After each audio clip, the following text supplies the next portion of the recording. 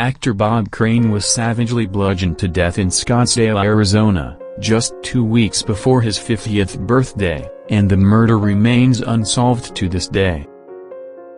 In the 1960s, actor Bob Crane became a household name seemingly overnight, cast as the titular jokester in the popular sitcom Hogan's Heroes. His mischievous face and wisecracking antics on screen were cherished by millions. Then, in 1978, those same viewers were baffled by the grisly scene of Bob Crane's death when he was found brutally murdered in his Scottsdale, Arizona, apartment. The once popular actor had suffered a waning career after Hogan's Heroes went off the air. Seeing him follow the dinner theater circuit to Scottsdale to self-produce a play called Beginner's Luck at the Windmill Theater. Then, on June 29, he missed a lunch meeting with his co-star Victoria Ann Berry, who discovered his body and notified the police. When they arrived at Unit 132A of the Winfield Apartments, police found the room covered in blood from wall to ceiling. Crane's shirtless body lay in bed, and his face was nearly unrecognizable. An electrical cord had been wrapped around his neck. And almost half a century, 5 books, and 3 investigations later, his killer remains elusive. Robert Edward Crane was born on July 13, 1928, in Waterbury, Connecticut. He spent his teenage years playing the drums and organizing marching bands. He knew he wanted to be in show business and used music as his ticket. Crane joined the Connecticut Symphony Orchestra while still in school, and graduated in 1946. After a stint in the Connecticut National Guard, Crane took to local radio and became a fledgling tri-state area broadcaster.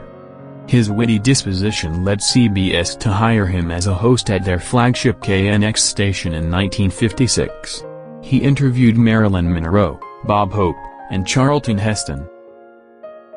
Actor Carl Reiner was so impressed by Crane that he offered the radio host a guest spot on The Dick Van Dyke Show. That led to a role on The Donna Reed Show.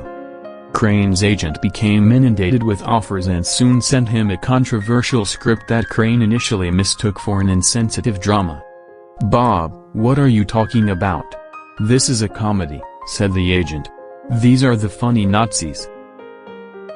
Hogan's Heroes premiered in the fall of 1965 and was an immediate success. Despite being a sitcom with a laugh track, it stood out with risque World War II humor that saw Crane's titular character pull the rug out from under Nazi officers.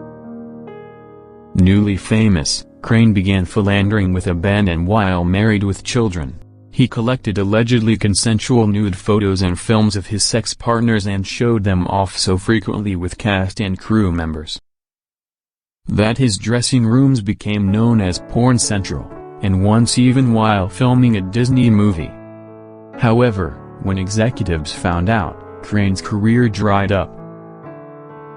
One of Crane's mistresses was Hogan's Heroes co-star Patricia Olsen.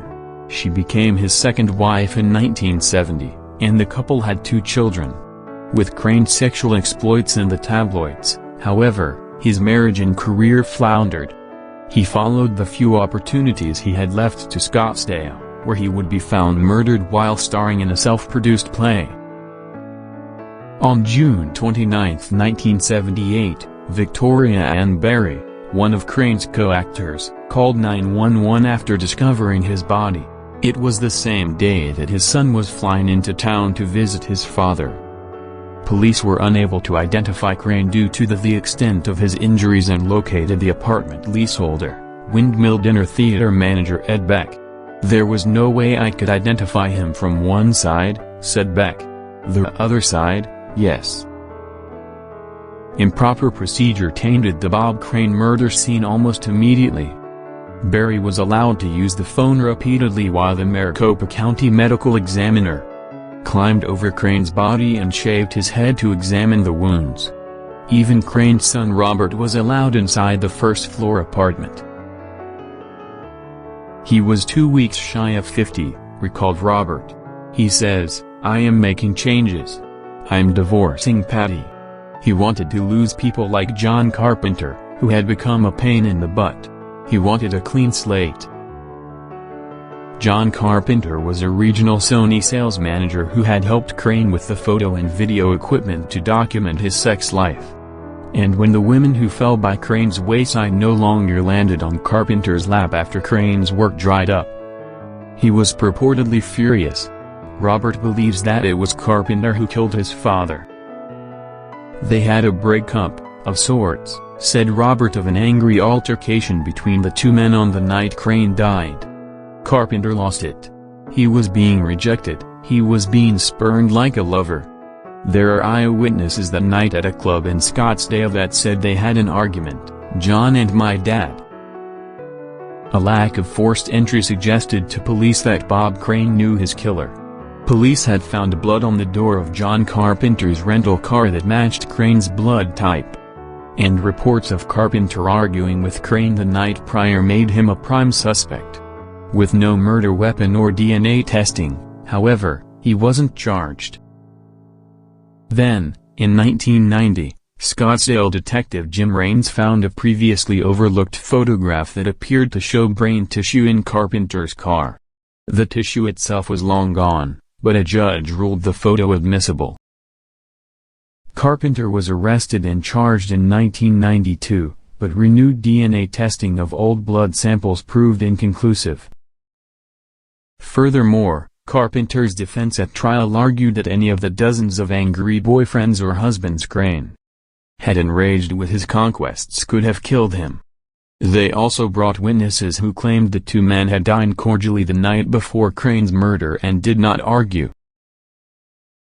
For Bob Crane's son Robert, the mystery of who murdered his father has become a lifelong splinter in his mind. And sometimes, he still thinks about who had the most to gain from his father's death, Patricia Olsen. "She was in the middle of a divorce with my dad," he said. "If there's no divorce, she keeps what she gets, and if there's no husband, she gets the whole thing." To his point, Olsen had Crane dug up and moved to another cemetery without telling his family, and set up a memorial website from which she sold the Bob Crane's amateur tapes and nude photographs. But Olsen died of lung cancer in 2007, and Scottsdale police have said she was never seriously considered as a suspect. "There's still fog," said Robert. "And when I say fog, it's that word closure, which I hate. But there is no closure. You live with death for the rest of your life."